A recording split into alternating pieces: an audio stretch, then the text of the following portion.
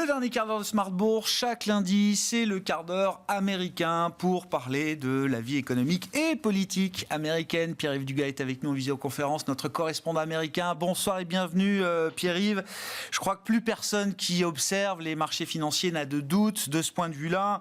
Les marchés et Wall Street attendent Donald Trump. Alors écoutez, j'ai procédé à un sondage extrêmement scientifique. Moi-même, avec mes petits doigts potelés, j'ai téléphoné à tous mes amis démocrates. Ça n'a pas pris très longtemps d'ailleurs. Et il n'y en a aucun qui pense que Kamala Harris va gagner. Voilà, c'est un sondage donc hautement scientifique. Je vous signale aussi, ça va peut-être vous surprendre, que plus de 34 millions d'Américains ont déjà voté. C'est beaucoup, 34 millions.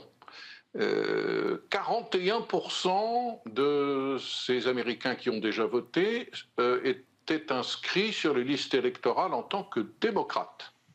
35% étaient inscrits en tant que républicains.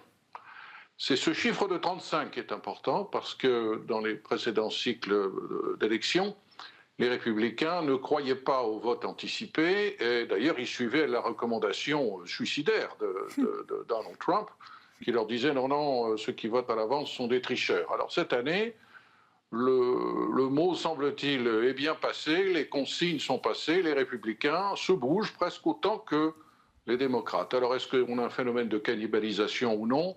Je n'en sais rien, mais c'est une raison de plus pour les démocrates de transpirer. Alors Wall Street mise sur une victoire de Donald Trump. Wall Street peut se tromper.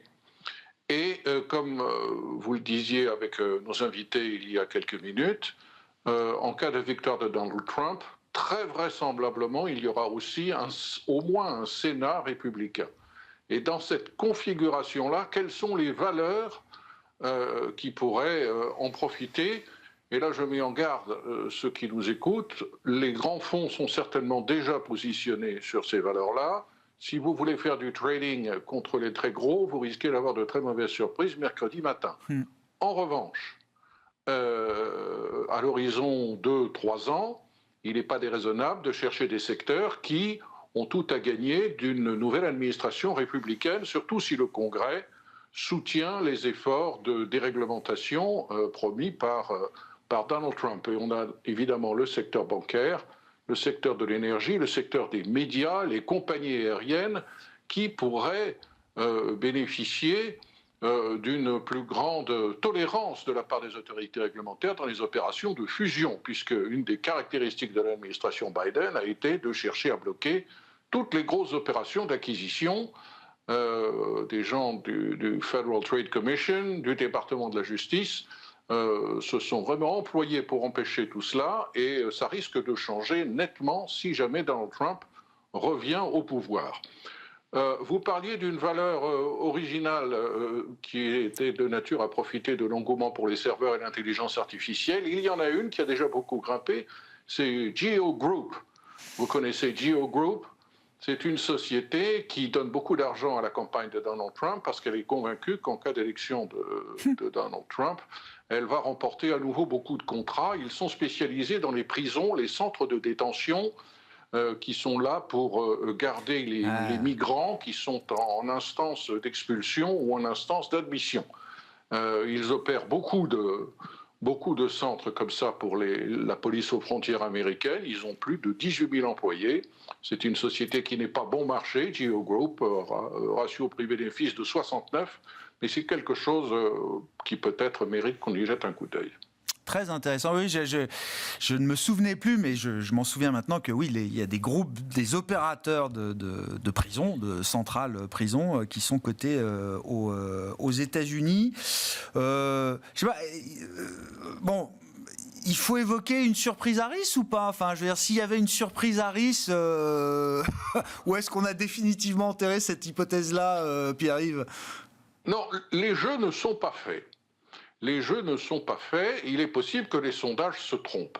Alors, ce qui est frappant, c'est cette disparité, si j'ose dire, entre le grand sondage national qui nous donne Kamala Harris en tête peut-être d'un, voire deux petits points, et les sondages dans les 50 États qui participent à l'élection, y compris dans la petite dizaine que l'on qualifie d'États pivots, qui montrent des écarts extrêmement faibles, plutôt favorables à Donald Trump.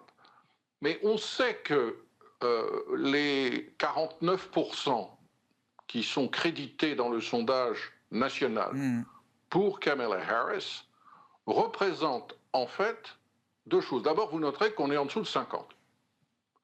Deuxièmement, ce 48-49 qu'on attribue à Kamala Harris contre 46-47 à Trump reflète des 60% d'avance en Californie, dans l'État de New York, dans l'Illinois, dans le Maryland, chez moi, et que, par définition, cette avance ne sert à rien. Il est vrai qu'il y a d'autres États où Donald Trump jouit d'une avance considérable. La Floride, le Texas, pas autant que d'habitude. On pourrait avoir des petites surprises dans la sénatoriale au Texas, par exemple. Et bien sûr, dans tous les États du Sud, il est donné largement en tête. Donc, les sondeurs les plus indépendants disent depuis des mois il faut aux candidats démocrates, qu'ils s'appellent Joe Biden ou Kamala Harris, au moins 5 ou 6 points d'avance pour gagner. Ouais. Elle ne les a pas aujourd'hui. Elle est loin de les avoir, ce qui fait dire à Wall Street et à beaucoup d'autres gens probablement Donald Trump va gagner. Bon, et ce qui ne fait rien dire aux grands journaux américains de, comment vous l'appelez, la presse de l'establishment, c'est ça, Pierre-Yves. Contre la tradition, donc le Washington Post, le Los Angeles Times ne prendront pas parti ou n'écriront pas d'éditoriaux de soutien, alors en l'occurrence à la candidate démocrate. Oui, alors c'est un psychodrame dans la rédaction du Washington Post et dans la rédaction du Los Angeles Times. Parce que, semble-t-il, sur intervention indirecte ou directe de leurs propriétaires respectifs, Jeff Bezos dans le cas du Washington Post, le docteur Patrick Soon-Shiong dans le cas du Los Angeles Times, ces deux prestigieuses publications qui sont archi-pro-démocrates, tout le monde le sait, ne vont pas explicitement dans leur page éditoriale appeler leurs lecteurs à voter démocrate. Alors, démission en cascade au LA Times, mais aussi au Washington Post, où des personnalités importantes de la rédaction sont parties en claquant la porte. Alors là, de deux choses l'une. Ou bien, comme le disent les syndicats des journalistes dans les deux publications, le propriétaire du journal a peur de la colère de Donald Trump, qui a reproché déjà dans le passé au Washington Post d'avoir été extrêmement cruel à son égard. Et Jeff Bezos a beaucoup de contrats avec le gouvernement fédéral, non seulement indirectement par le biais du cloud et de Amazon Web Services, mais aussi pour l'autre société dont il est propriétaire, Blue Origin, qui a des contrats avec la NASA. Et que donc, pour ne pas mettre en danger ces contrats sous l'effet d'une éventuelle colère de Donald Trump, Jeff Bezos aurait pu téléphoner à Will Lewis, le patron du Washington Post, en lui disant « Écoute, cette année, on va rien dire et tu vas m'inventer une histoire comme quoi c'est un retour à nos origines, puisque c'est vrai, avant 1976, le Post ne recommandait pas à ses électeurs de voter pour un candidat démocrate. Mais quand il l'a recommandé, il a toujours recommandé de voter pour un candidat démocrate. Donc il n'y a vraiment pas beaucoup de suspense. Moi, ce que je crois, ce qui est fondamental dans cette affaire, si vous regardez n'importe quelle entreprise de service ou même dans le secteur manufacturier, que vous faites un sondage et que vous apercevez que 31% seulement de ses clients lui font confiance. C'est le cas de la presse aujourd'hui. 31% des Américains font confiance à la presse aujourd'hui. C'est une catastrophe. 70% des lecteurs et des auditeurs ne font pas confiance aux produits. Alors, quand on est propriétaire d'une entreprise comme ça, on a envie que ça change, forcément. Le Washington Post a perdu beaucoup d'argent l'an dernier, il en perd encore probablement maintenant. Il arrive à un moment où même quand on est riche comme Jeff Bezos, on veut un petit peu reprendre les choses en main. Et je pense que c'est ce qui se cache derrière cette affaire cette prise de décision de ne pas explicitement appeler les électeurs à voter pour le candidat démocrate, c'est le début d'une reprise en main. Regagner un peu de crédibilité. C'est l'objectif business, là, c'est regagner un peu de crédibilité du lectorat. Mais on ne peut pas prétendre que 70% de votre clientèle potentielle est idiote, sous-informée, raciste. Je veux dire, il y a un moment où il faut arrêter d'écrire pour soi-même.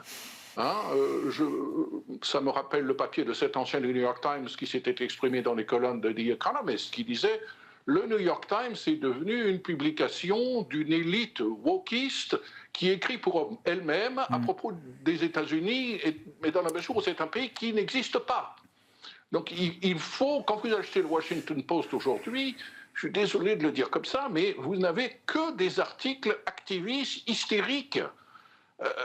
Les gens ne le lisent plus. On a perdu beaucoup de crédibilité. Et il y a un point qui vraiment, de mon point de vue, est vraiment fondamental. C'est fin juin, le débat télévisé devant plus de 50 millions d'Américains entre Joe Biden et Donald Trump. En 10 minutes, 51 millions d'Américains ont vu que la grande presse ne leur avait pas dit la vérité sur la sénilité de Joe Biden. La preuve était faite, elle était éclatante. On a vu que toute cette presse avait choisi dans son narratif d'accréditer l'idée selon laquelle Joe Biden méritait absolument, en dépit de son grand âge et de ses signes de sénilité, de rester à la Maison-Blanche parce que le danger supérieur était d'éviter à tout prix que Donald Trump revienne à la Maison-Blanche. Et je pense que ce soir-là, la presse américaine a perdu beaucoup de crédibilité, à l'exception du Wall Street Journal, seule publication qui avait, quelques semaines auparavant, osé, dans un reportage exceptionnel, en interrogeant des dizaines de sources, mettre en lumière le fait que non seulement Donald Trump était octogénaire, mais qu'il ne pouvait pas fonctionner normalement plus de 5-6 heures par jour. Merci beaucoup Pierre-Yves, merci pour ce quart d'heure américain. On se reparle évidemment la semaine prochaine, on vous retrouvera même plusieurs fois la semaine prochaine. Il se passera quelque chose autour du 5 novembre je crois, donc on aura l'occasion d'en reparler également dans la foulée avec vous à l'antenne. Pierre-Yves Dugas avec nous chaque lundi dans ce quart d'heure américain de Smart Bourse sur Be Smart for Change.